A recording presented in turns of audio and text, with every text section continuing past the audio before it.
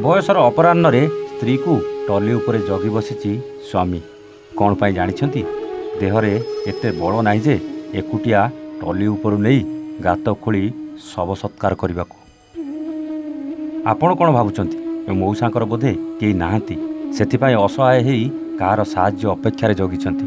नाही आज्ञा समस्ते अछंती हेले शव सत्कार करने बदल में घर दुआर मुहरु जल्दी नहीं जावाकू कहले।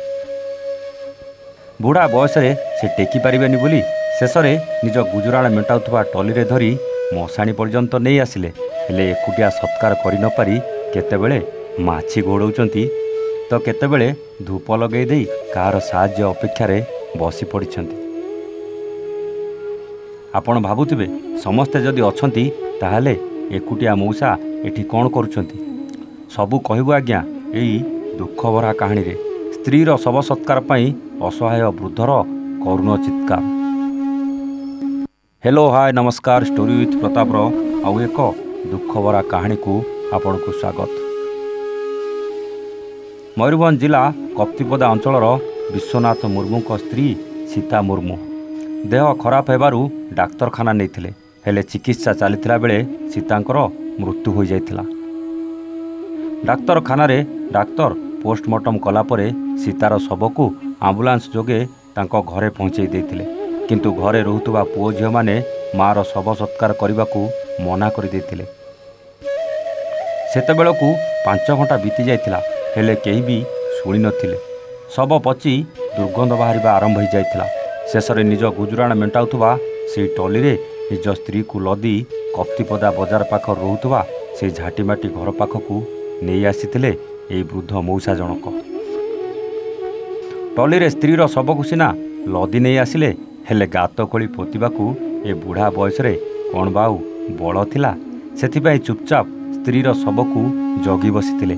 आउ केतेबेले माछी घोड़ौथिले तो केतेबेले गंधरू रक्षा पाइबा पई धूप काटिटे लगे देउथिले। विश्वनाथ जानी सारिथिले स्त्री चलीगला परे एबे से बेसहारा तांको एकुटिया जीवन काटिबाकू पड़िबो किंतु ता पूर्वरु भगवान को डाकुथिले हे प्रभु आमको एका सांगरे काहींकी नहीं गल नहीं कम से कम एसबू दुख तो देखिबाकू पड़ न था।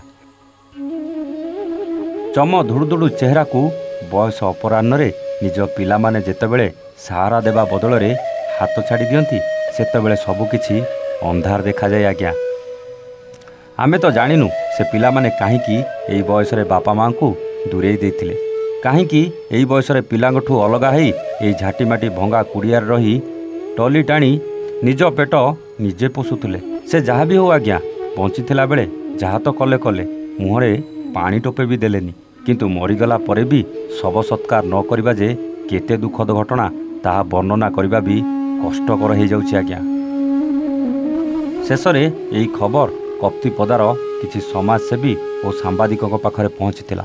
आउ बुढ़ा मौसा को साहाय्यर हाथ बढ़ाइथिले आउ तांको स्त्रीर शव को जेसीबी साहाय्य गात खोली सत्कार भी करथिले। ए दृश्य देखिले छाती थरी जाउछि। आज्ञा मु निजे भी ए दृश्य वर्णना कला बेले मो कंठ भी बाष्परुद्ध हो जाउछि। आज्ञा हेले अंत फाड़ी जन्म देइथिबा सेई मार निज छुआ माने केमिति सही पारिले कहले।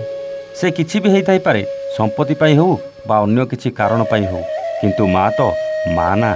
दर्शक बंधु सत कहले आपण माने ए दृश्य देखिले आपणको छाती फाटी जाउनी आपणको आखिरु लुह आसी जाउनी।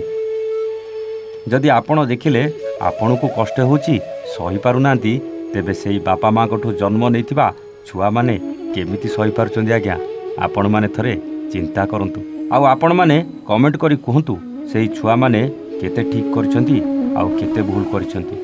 आजि पई रहूचु आमे पुणी आसीबु आउ एक नुआ कहानी सहित स्टोरी विथ प्रताप रे। सेतेबेले जाए नमस्ते जय जगन्नाथ।